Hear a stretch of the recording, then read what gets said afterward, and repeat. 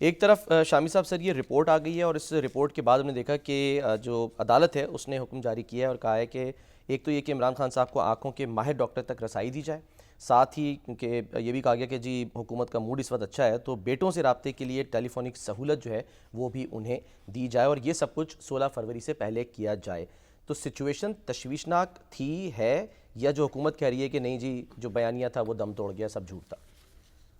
Propaganda تھا؟ دیکھیں، جہاں تک ان کی آنکھ کا تعلق ہے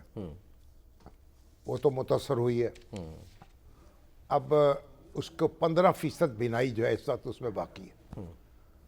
اب ہم نہیں کہہ سکتے کہ یہ ریورسیبل ہے یا نہیں، اچھا، یعنی اس کا علاج کر کے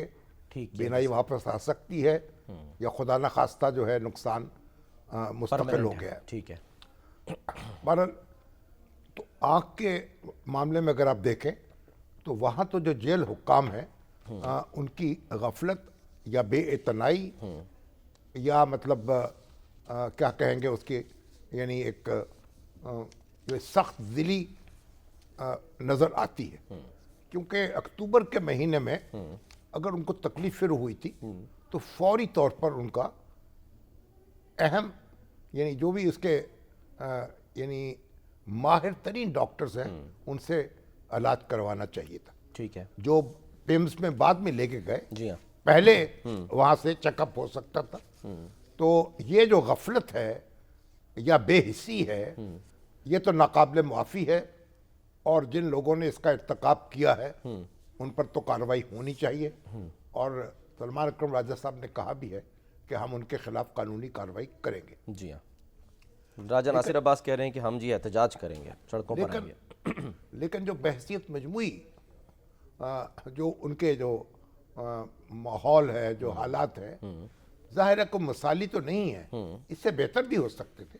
مطلب صفائی کا انتظام بہتر ہو سکتا تھا۔ ابھی وہ کہتے ہیں کہ ہمارے پہلے تو کہا جاتا تھا نا ان کے پاس 4-5 سیل ہیں جو ان کے پاس ہیں، اور میں واش روم جو ہے ایک الگ سیل میں ہے۔ اب تو معلوم ہے اسی سیل میں واش روم ہے، 4.5 بائی 4.5 کا، جس سے عام سیلز ہوتے ہیں ان میں ہوتا ہے۔